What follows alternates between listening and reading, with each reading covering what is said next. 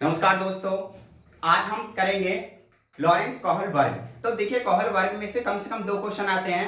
वो क्वेश्चन कैसे आएंगे मैं आपको इस वीडियो में बताता हूं। देखिए, कोहल वर्ग में सबसे पहले आपको 4 पॉइंट सीखने हैं। सबसे पहला पॉइंट इसका यह है अध्ययन हिंज। ये शब्द याद रखेंगे, हिंज नामक व्यक्ति पर आधारित है।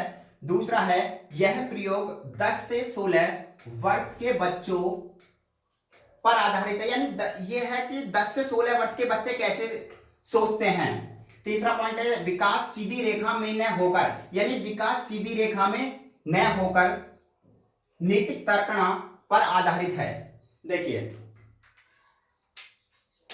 यहां पर शब्द जैसे नैतिक तर्कणा का परिमाण है या आधारित है, उस टाइप से ये इस शब्द को घुमाता है। आधारित है, परिणाम है, तो आपको बस इसी में नहीं फंसना है। तो देखिए, यहाँ पहला पॉइंट, यहां से पहला क्वेश्चन कोहल वर्ग का जो सिद्धांत है किस पर आधारित है, हिंज पर आधारित है। पहला क्वेश्चन ये बन गया। दूसरा, यह प्रयोग 10 से 16 वर्ष के बच्चों पर आधारित है। वो कहेगा यह प्रयोग किससे कितनी उम्र के बच्चों के लिए आधारित है, तो आप बताएंगे 10 से 16 वर्ष के बच्चों के लिए। तीसरा क्वेश्चन बन सकता है कि यह सीधी रेखा में चलता है, इसमें गलत यानी गलत को चुनिए।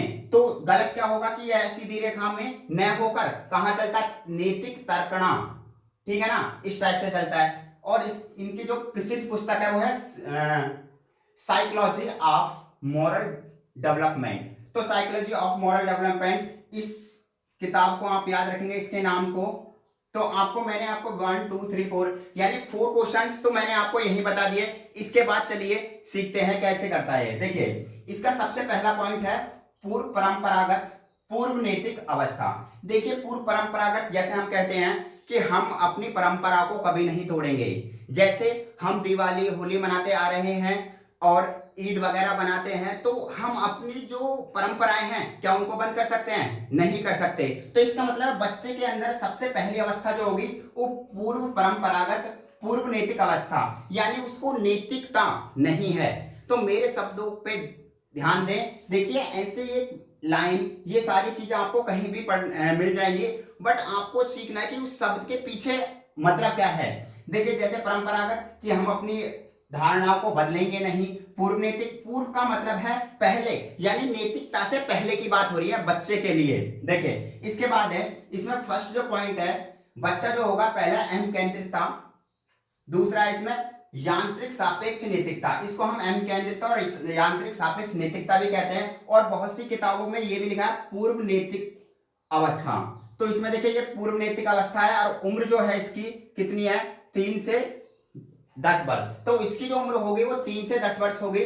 तो आप जब भी कभी क्वेश्चन अटेम्प्ट करेंगे तो आपके माइंड में ये होना चाहिए, जहां पूर्व परंपरागत की बात आ जाए तो उम्र लगाएंगे तुरंत 3 से 10 वर्ष, उसके बाद सोचेंगे और अपने ऑप्शन पे जाएंगे। देखिए, इसमें क्या है, अहम केंद्रितता।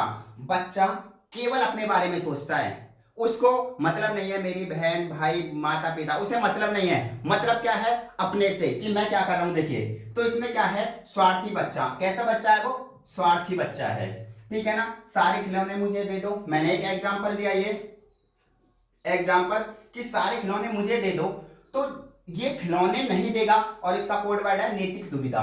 क्या है इसमें, नैतिक दुविधा।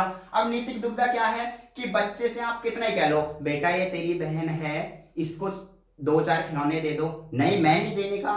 क्यों नहीं, क्योंकि उसके अंदर नैतिकता नहीं है। आपको बस यही चीज पकड़नी है कि नैतिक दुविधा क्या होती है। उसके बाद है देखिए माता पिता। माता पिता दंड एवं आज्ञा पालन। अब दंड एवं आज्ञा पालन या तो गुरु का मानेगा वो, या किसका मानेगा, माता पिता का। पिताजी ने कहा ऐसा चांटा मारूंगा 1 सेकंड में इसको खिलौने दे देगा। उसको एकदम आया कि अब मैं पिटने वाला हूं, तो खिलौने एक की जगह सारे भी दे सकता है। इसका मतलब है इस अवस्था में बच्चे के अंदर देखिए दंड और आज्ञा पालन का भाव होता है। और कुछ खिलौने छोटे भाई को भी दे दो, ये मैंने आपको बता दिया है। तो इसका मतलब क्या है कि जब भी कभी बच्चे को क्वेश्चन में ये आए कि एक छोटा बच्चा अपने खिलौने देने से मना कर रहा है, तो वह कौन सी अवस्था में है, तो आप क्या कहेंगे, पूर्व नैतिक अवस्था या पूर्व परंपरागत अवस्था। इसके बाद इसकी 3 अवस्था और हैं, मैं वो 3 अवस्था नेक्स्ट वीडियो में समझा दूंगा आपको। अब हमारा समझने की बात है कि हिंज, ये चैप्टर इसी पर क्यों बना, मतलब इसका मतलब क्या है। देखिए, हिंज एक व्यक्ति था, वो बहुत गरीब था।